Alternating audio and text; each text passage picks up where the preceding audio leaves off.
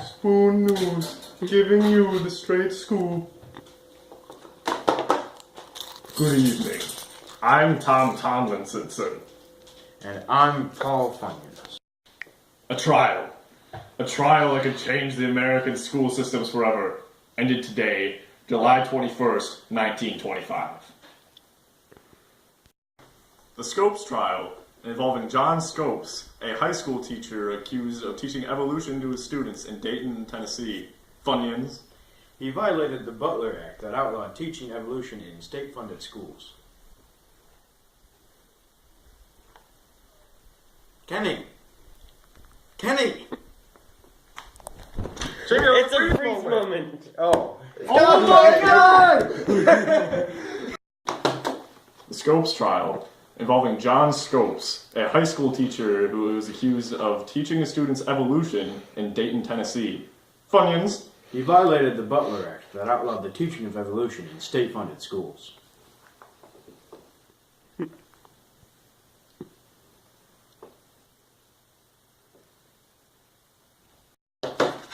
Three-time presidential candidate William Jennings Bryan was the prosecuting attorney in the case, and Clarence Darrow was the defending attorney.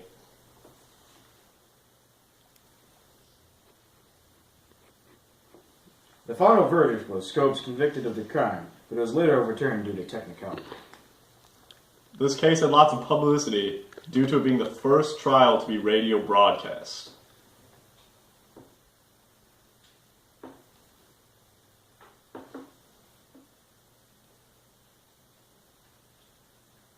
Did you stop it? Now, we go live to field reporter Frank Pizza. Now let's get a local's perspective on the trial. Excuse me, young man. Let's talk about the Scopes trial. What do you think?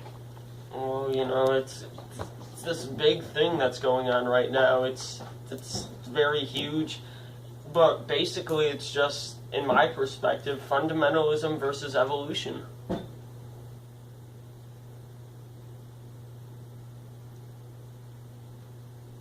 Can I buy you a drink? No.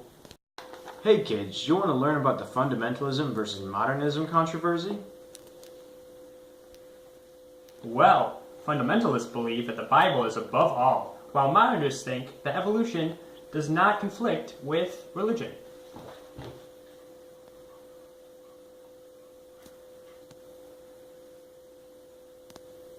Breaking news on the Charles Lindbergh baby. A ransom note for $50,000 was found and muddy footprints in the room. The baby is the son of famous Charles Lindbergh, the man who flew across the Atlantic Ocean single-handedly.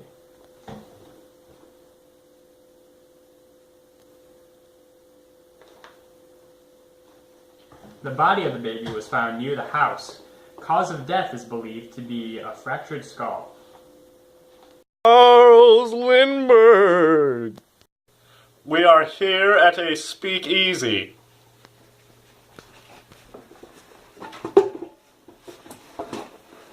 Young man,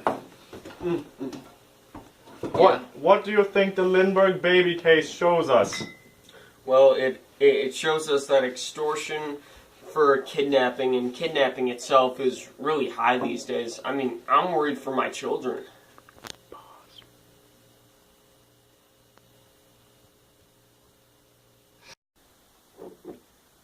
Back to you, Funyuns. Bruno Richard Hauptmann was arrested on September 24, 1934. He was found with marked bills used in the hostage money. This ties him to the crime.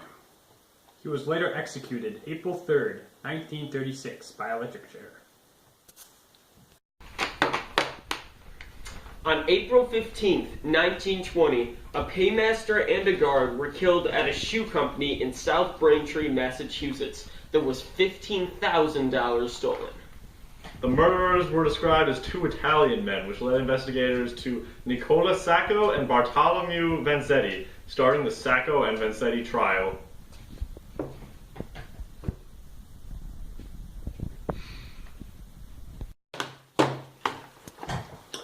Neither Sacco nor Vanzetti had previous arrests on them, but both of them were known as anarchists who had immigrated just recently. Many demonstrated for their innocence. However, they were found guilty with almost no valid evidence against them. So the trial was considered a product of racism and anti-radical sentiment.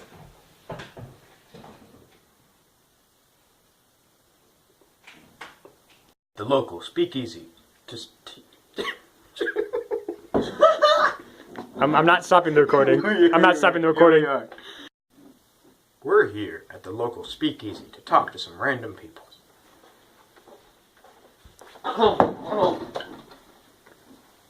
Do you think the Sacco and Vanzetti case was a fair trial? Well, you know, as an immigrant myself, I think that everything that's going on here is just a product of racism in America.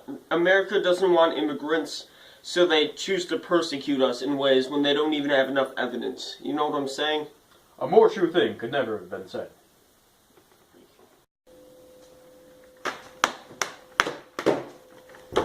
Sacco and Vanzetti, after a lengthy trial, were sentenced to the electric chair on July 14th, 1921. The case was never reopened after that. They were both electrocuted on August 23rd, 1927. Many years later, they were found to probably have been guilty anyway, but racism was still a huge factor in determining their fate. From all of us here at Spoon News, Thanks for watching. good night. Ben Ladwig as Tom Tomlinsonson. James Guston as Paul Funyuns. Mr. Mulvaney, you're my cowboy Casanova. And Zach Thomas as Frank Pizza. And Kenny Steinhilber as Random Bar Guy.